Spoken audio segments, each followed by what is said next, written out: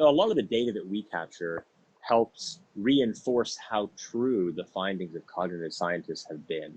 In other words, I talked a little bit earlier about the research that scientists at the University of Toronto were doing on ego depletion. And looking at our data, what they find is absolutely learning in short bursts is the most effective, the most efficient way to learn. You learn the most and you retain it the longest when you learn in short, small bursts rather than real long, dragged out sessions.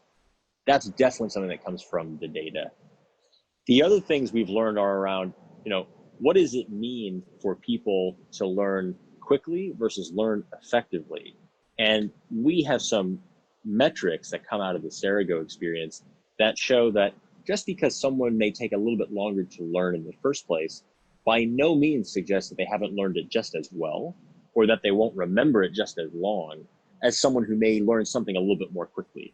That idea of your sort of agility in learning does not have to be correlated with the amount of mastery over the material at all. And the reality is that just speaks to how much prior knowledge one person has versus another, or other sort of styles as to how they learn. So rounding out the picture of what it means to learn quick versus learn well versus remember for the long term is one of the cool byproducts of the sort of data we get.